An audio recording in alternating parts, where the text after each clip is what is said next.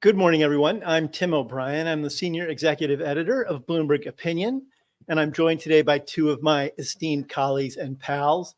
Liam Denning, he is covering the energy transition for Bloomberg Opinion, as well as the many worlds of Elon Musk. Dave Lee is a technology columnist for Bloomberg Opinion, and he covers many things as well, including Elon Musk's intersection with social media.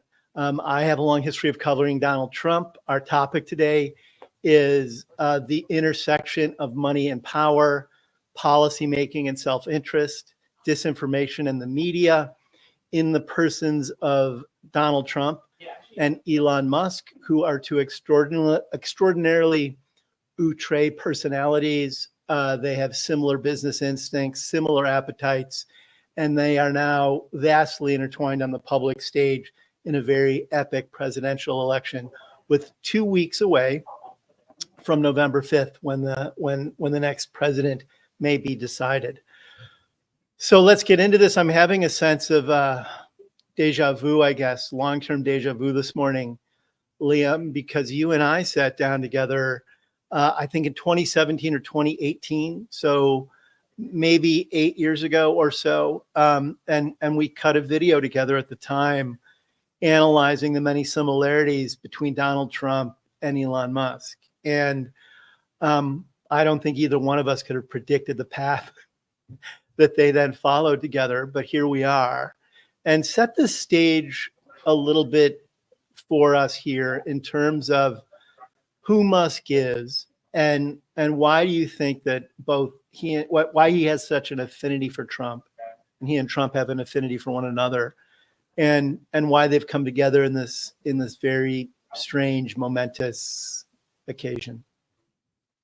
Yeah, thanks, Tim. And I think those similarities have actually only just grown over time. I mean, just to boil it down to a few things, I think there are certain personal affinities. They're both pretty transactional. I mean, you can see this in all sorts of ways. But for me, a big moment recently was when Musk hosted Trump on X for that long kind of 2-hour rambling, quote unquote interview that he did.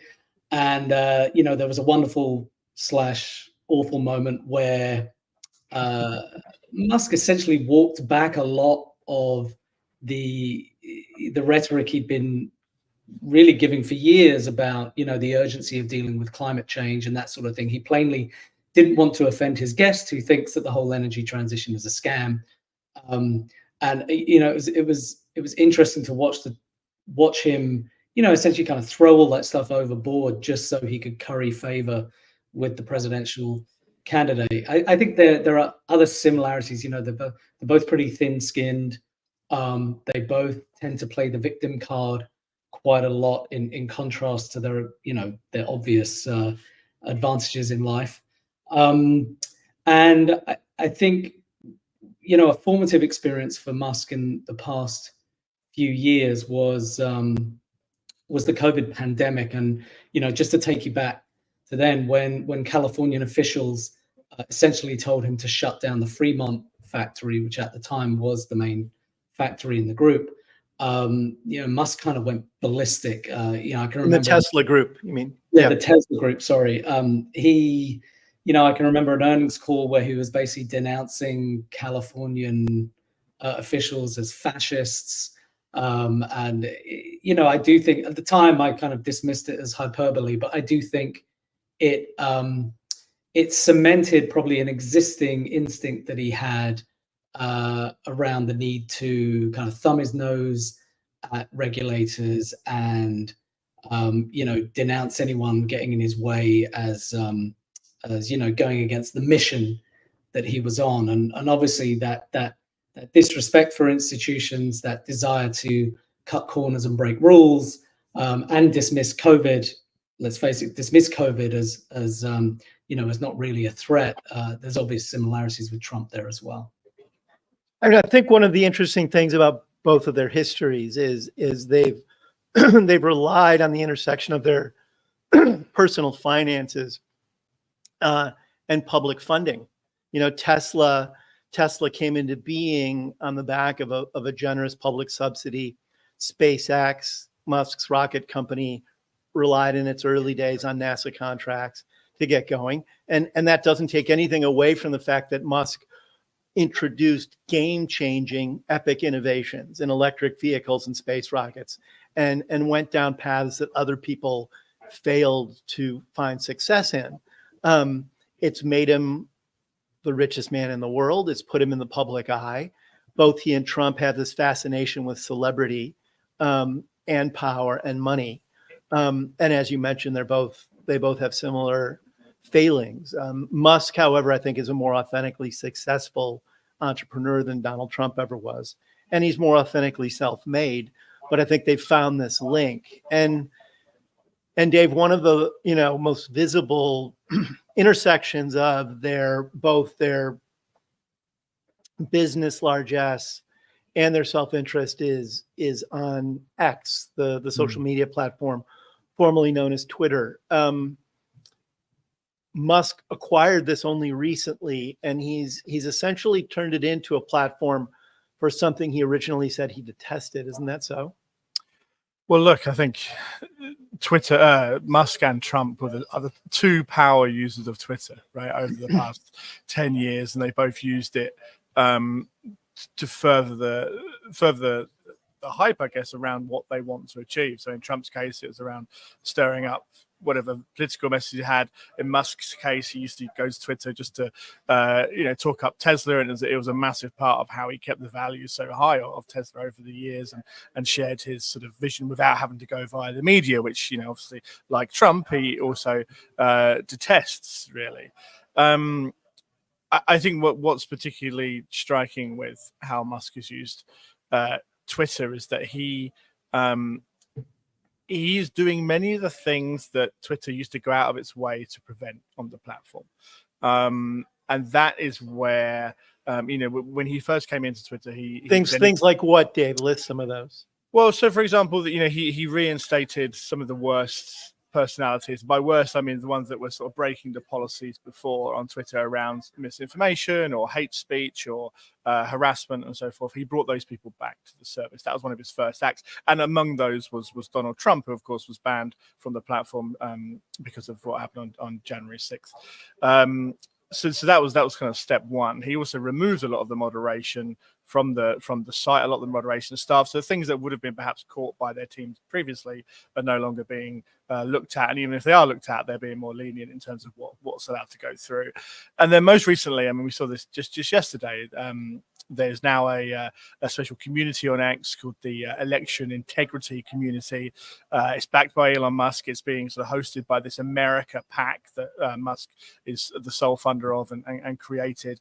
And the idea of that community, they say, is that it's going to be the sort of hub for discussing the integrity of the election as Americans go to the polls early next month. And this is the kind of thing that Twitter previously would see as a major alarm, not because they don't want people to know about the fairness of the vote, but because they know this kind of forum is purpose built almost, or at least its big flaw is that the things that are going to be shared the most in this new hub are likely going to be untrue, or they're going to be massive overreactions. And I worry that this will become something of an engine room on voting day for malicious rumors to really take hold. And I think, and we saw this with some of the reaction to misinformation about FEMA during the recent hurricane effort. It doesn't take much for a group of people to feel mobilized by what they're reading on the internet, particularly when it's being orchestrated by Elon Musk, who, thanks to being out the campaign trail and thanks to being very close to Trump now, is a credible voice. He's always been a credible voice, but he's particularly so right now. Well, he has credibility.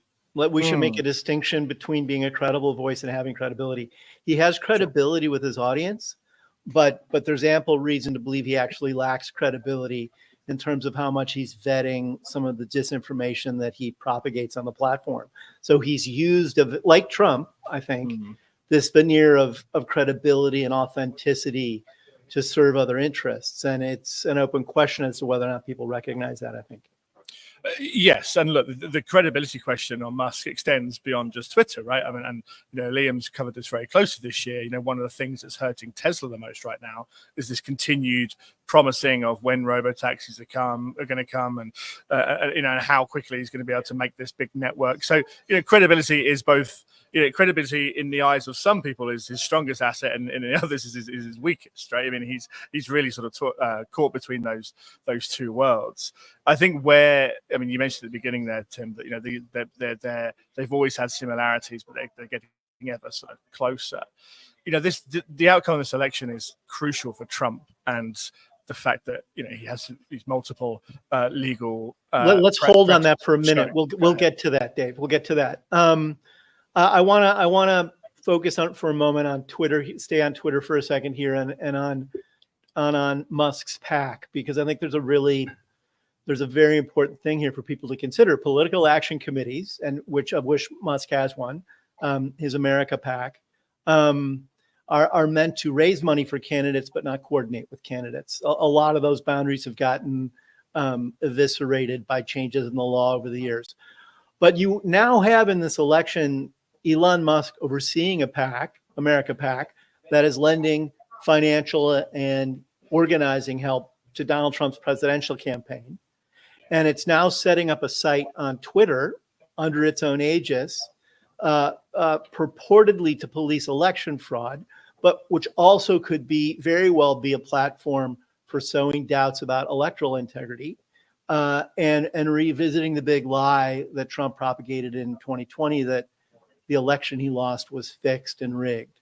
And it's an extraordinary crossing of political, legal, and business lines that I don't think we've encountered in American politics before.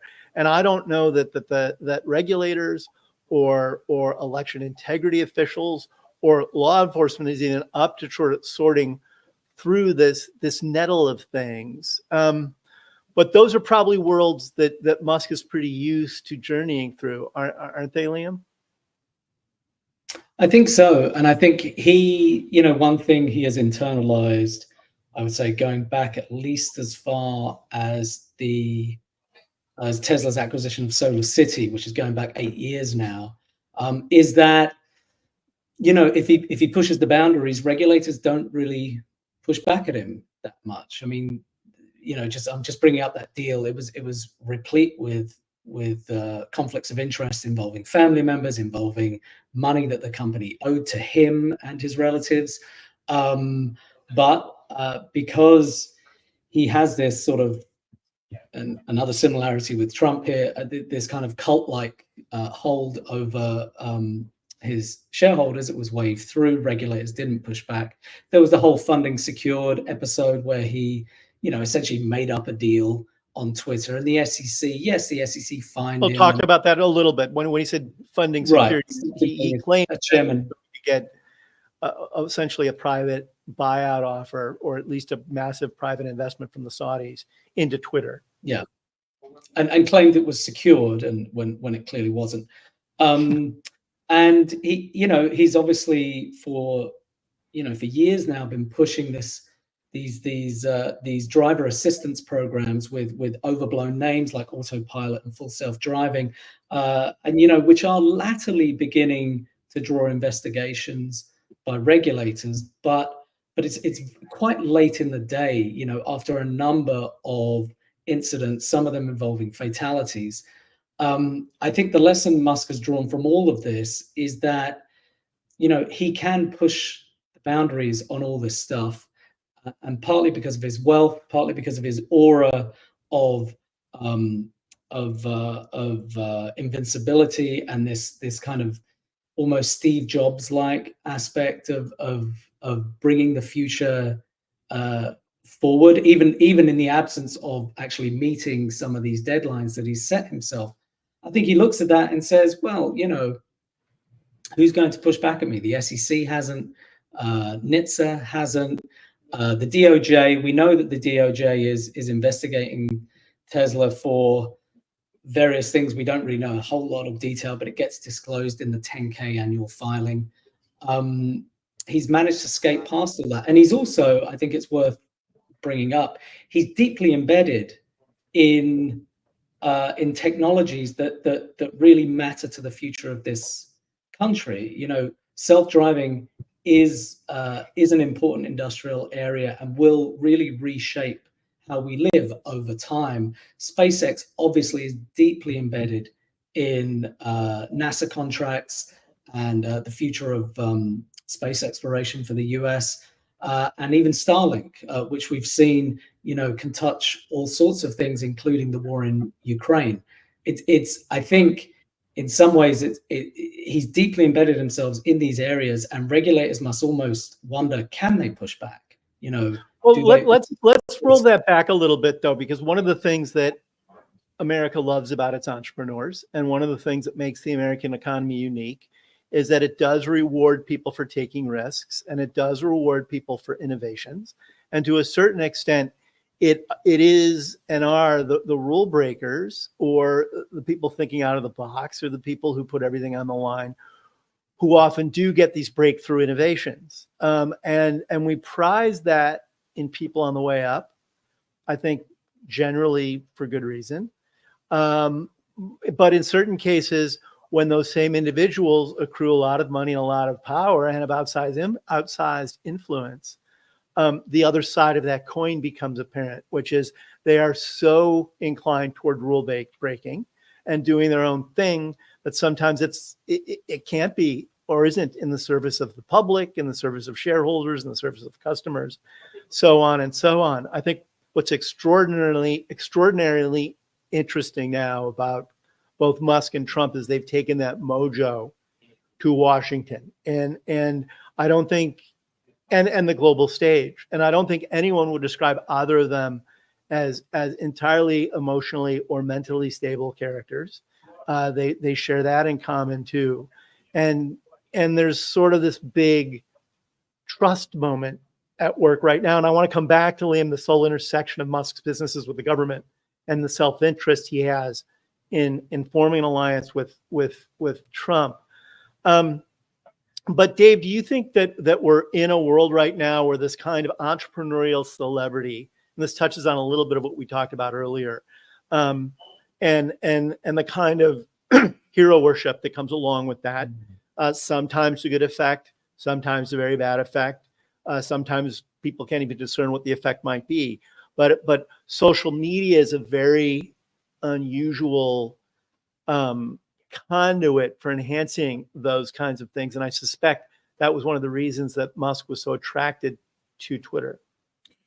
Yeah, and I think what social media has done for Musk is sort of elevated him from, you know, an incredibly impressive entrepreneur, almost single-handedly built the EV industry and made it cool, as people say. You know, people very question whether anyone would drive a sort of EV sports car, for example, and he certainly, you know, solved that. And what he's done with SpaceX has been incredible. Well, I think what social media has done is kind of create this cult around him that he wouldn't have achieved with business acumen alone, right? I mean, he goes on to Twitter and he starts talking about, you know, he likes to think of himself as sort of defending the free world now, and he also thinks that, you know, the human civilization's progress in terms of more space exploration, he talks about it as if it's solely on his shoulders, and where he gains power to do that is that the achievements of SpaceX are much further ahead of the achievements of any other company or NASA, you know, in building these technologies. And so this is where he gets much more untouchable. And I think what is particularly striking about, you know, Musk's involvement with Trump is that very early on, I mean, you mentioned the live stream that he did with Trump. Straight away, Musk was saying, what about this position I could have in the government, where I'm this kind of overseer of smart spending in the government?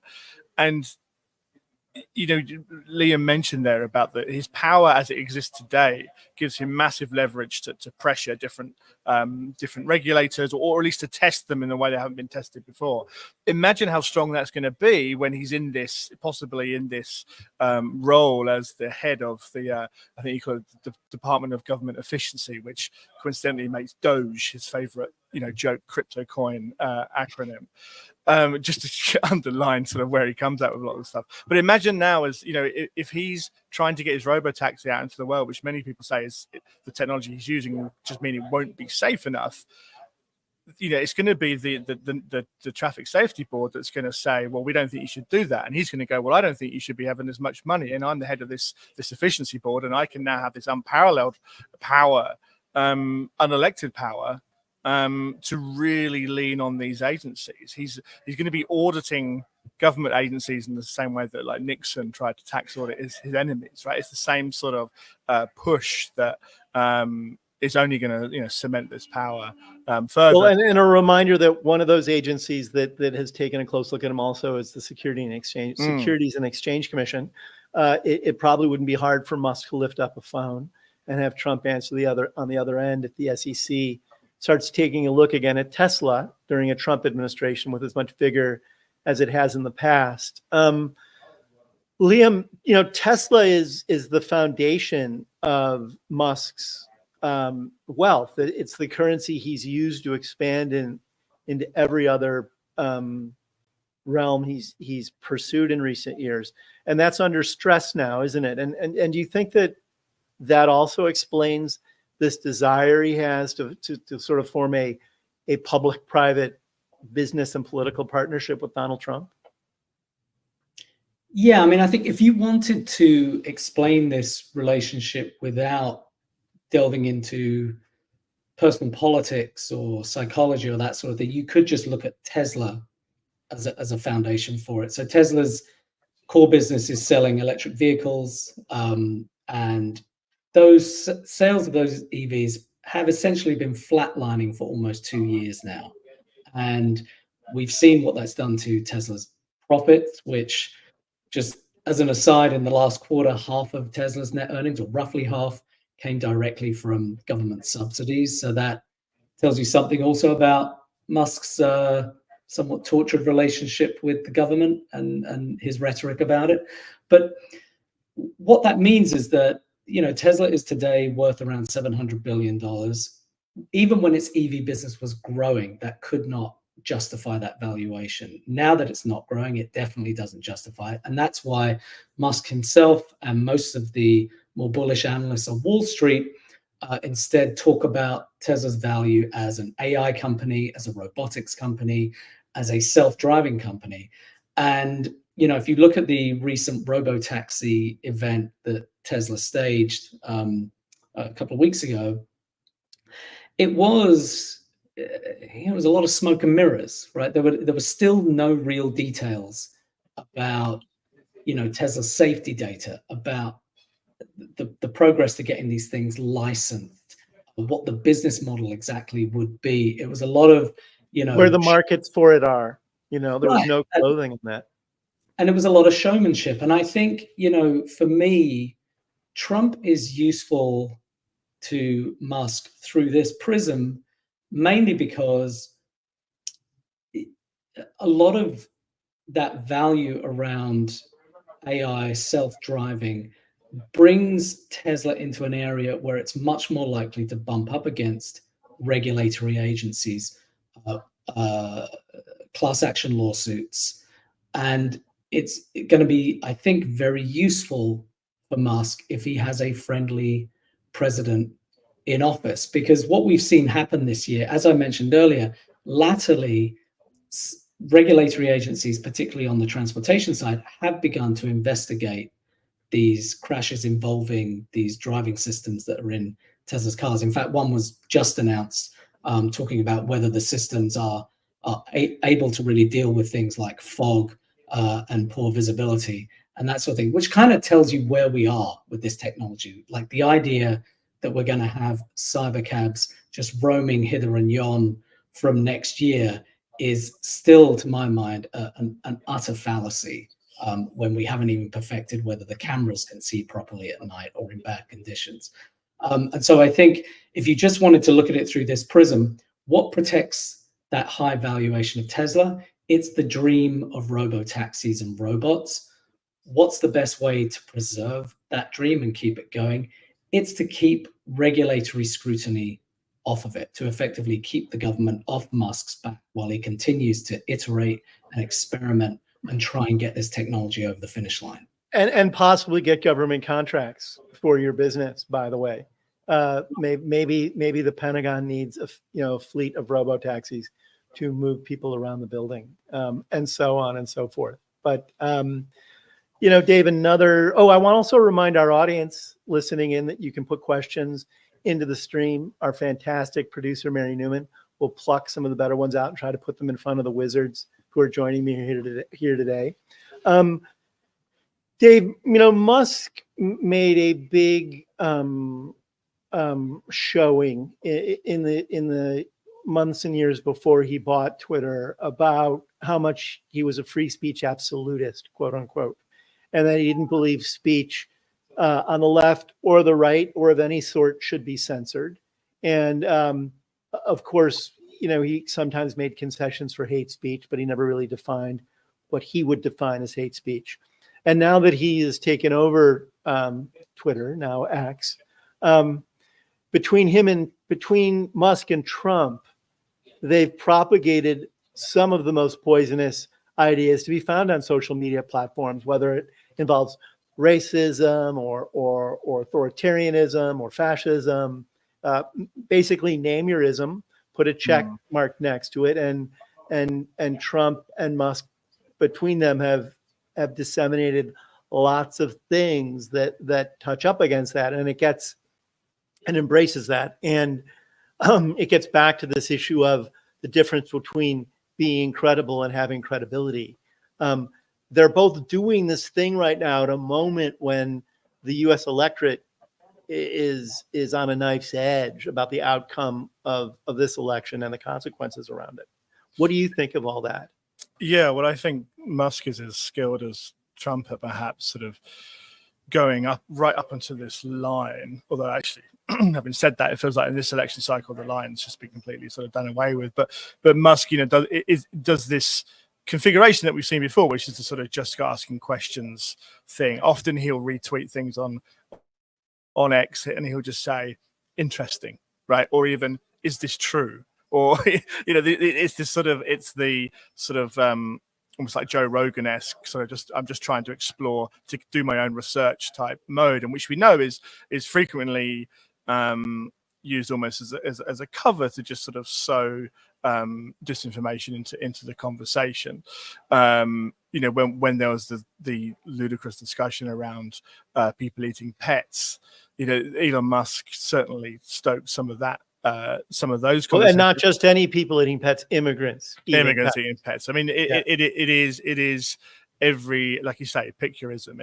He's pushing anyone that any side of this that seems to just sort of sow anger on X. I mean, the most cynical take on some of his motivation would be that all of this just increases the usage of X, right? I mean, the more enraged people are on his social network, the more people are using it, the more people are going to look at it, the more advertising he can sell. Because beneath all this, when we talk about his other businesses, but X has just got worse and worse and worse. Advertising is now down this year compared to last year, and we're now a year on, more than a year on, from Musk buying the thing. So he's kind of lapping himself in terms of how low the advertising revenue can go.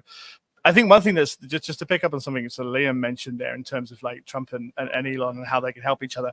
I do wonder what happens when Elon Musk becomes less useful to Trump than he is right now. Because right now the benefit is, of course, is that Musk is out there in Pennsylvania. He's registering Republican voters. I think he said around 27,000 or so registered since he started doing his sort of tour, that speaking tour that he's doing. But we know that Trump fairly recently has said he would ban autonomous vehicles, right? He said he doesn't like them. He doesn't want them on the streets. And he said that to a rally and everyone cheered. And I do kind of wonder at what point these two huge personalities who are known to, make people very, very close. And then as soon as they're either a conflict or they've just found them not to be useful anymore, dramatically cast them away. In Trump's case, his entire cabinet. In Musk's case, there's many sort of business kind of collaborators he's had that he's no longer works with, or have gone from friends to enemies.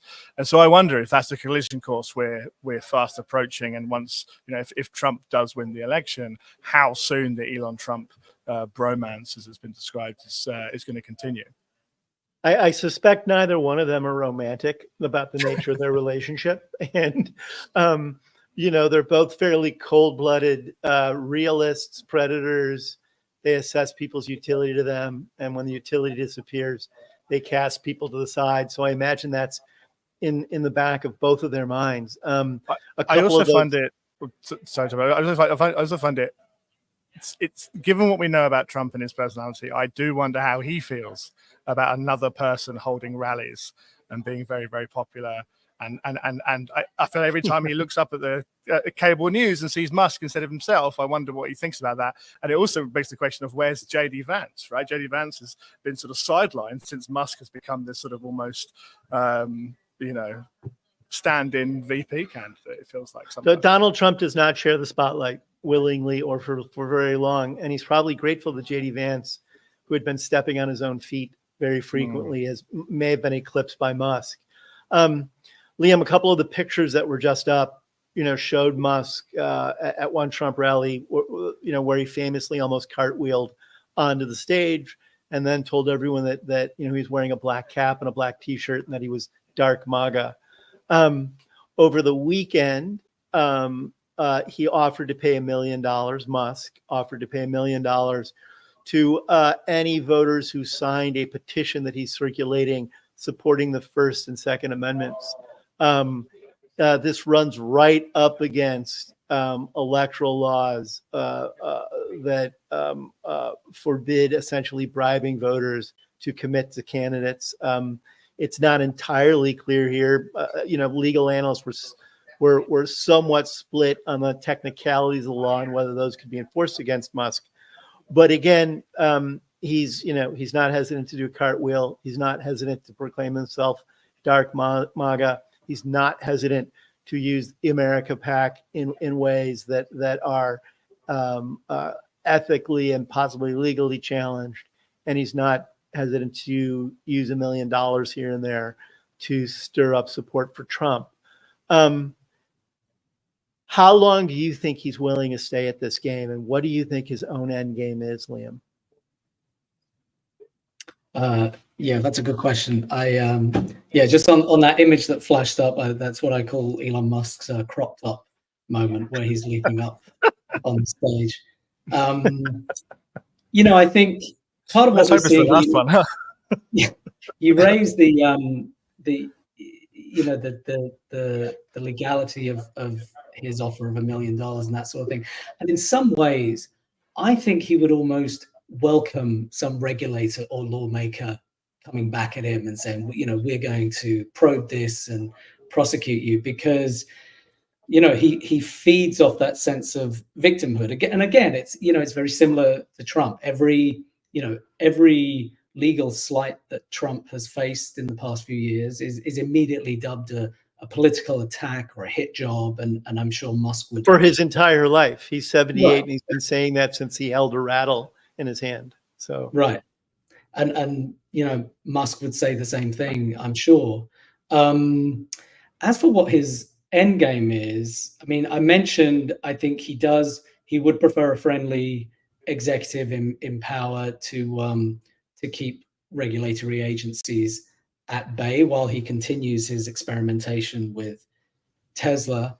I think, in some ways, part of what motivates Musk is just a desire to show that he can do it, right?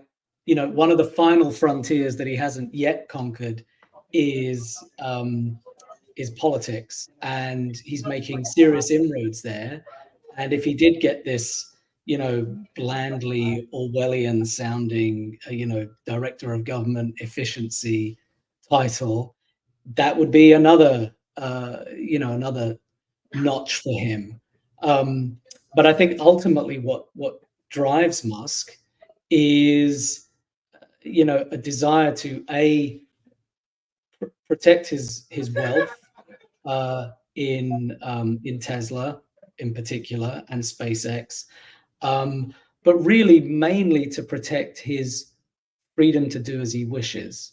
You know, his persona and his way of operating in business, I would say particularly over the past 7 or 8 years, has come to be defined by a sense and practice of not being contained by anything, right? Mhm. He sets out these visionary, you know, some of them almost laughably visionary ideas about, you know, colonizing Mars and having self-driving cars everywhere and that sort of thing. And he does achieve certain elements of that.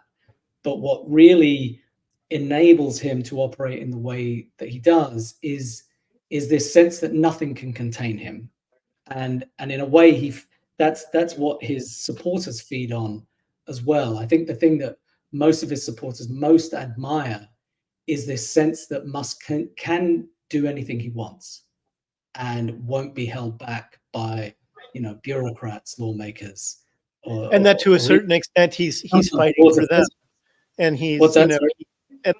and to a certain extent that he's fighting for them, and that Right. he's their avatar for that. And that's another area in which he's got a very close intersection with Trump. Trump believes he shouldn't be contained. Trump's supporters are cult-like in their belief that Trump is fighting for them, even when he's overtly taking advantage of them. Right. And Musk is very much of that, you know, I alone can do it. I mean, yes. they both Dave, live by follow up on that as we come to a close. You know, how long is Musk going to continue to keep X on life support? You know, he's burdened with a massive amount of debt tied to this. Some of his Tesla currency, i.e. Tesla stock, has helped, you know, keep that afloat. It's made creditors perhaps more patient with him than they might be with other people. But Tesla is hardly a thriving, X is hardly a thriving proposition. And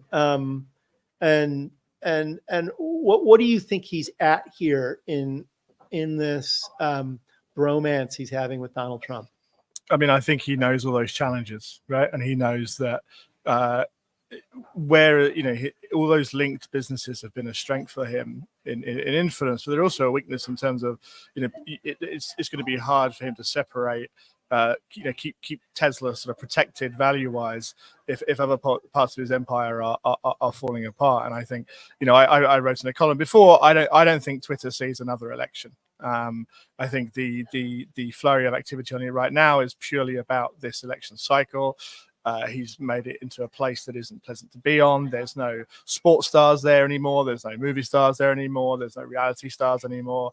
They're all on Instagram or they're on TikTok or they're just not bothering, right? And so that is where, in between cycles, there's going to be very little to discuss on X, which is what we've seen with Trump's Truth Social, right? People, that hasn't taken off because there's only one topic of conversation, and it's how great Donald Trump is. And that is not, even though he may well prove to be the most popular candidate, that is not the way most people want to spend their time in their day on the internet or otherwise. One thing I think, you know, we've talked a lot about the similarities of Trump and Musk, but there is one difference, I think. And I think Trump is an instinctively better judge of people and what they want and how they behave. I think one of the things that Musk has continually done is misunderstand, and Twitter's the best example of this. He's sort of misunderstood how people would act when faced with certain decisions, i.e., you know, the blue tick thing on Twitter. He was so sure that when he started charging, everyone would have no choice but to pay for one because we loved them. Turns out nobody did that. He misunderstood what advertisers were going to do. He thought as long as ads weren't appearing next to horrible content, then they would be fine to advertise on Twitter. He didn't realize that he was the horrible content and it was his company, and he just didn't get that. And I think that's where, you know, this question of regulation around his companies, the robo-taxis is another one. He doesn't understand that in order to sell the robo-taxis, he doesn't just have to make a robo-taxi. He has to convince the public that these things are going to be okay, and he's not going to be able to do that as it currently stands. Now, if he has this outside influence, you know, if Trump's elected, that's going to become a lot easier. And so I think that's a big part of this. He will make up for his deficit in judgment around humans with more power. And I think he's probably right to think that would maybe be successful. So I think that's what he's getting at here. But I mean, on Twitter, to your question, I don't think it has long left at all, frankly. Dave Lee and Liam Denning, I want you to know that if either of you ever run for president, I will set up a PAC and proudly help both of you try to be successful, and then use all my social media influence to make sure you win on election day. I don't think either of us can we? We'll We're have to get disallowed. everyone Oh, that's right. first. Yeah. Legalities, those things, that's also so passe. Anyway, Dave Lee, a technology columnist for Bloomberg Opinion, Liam Denning, an energy columnist for Bloomberg Opinion. You're both very smart and great to be with. Thank you for joining me today. I'm Tim O'Brien. I'm the senior executive editor of Bloomberg Opinion. This has been our politics live stream. Please join us next week when we'll come back to you with a different topic on the messy but always interesting world of politics. Thanks for joining us.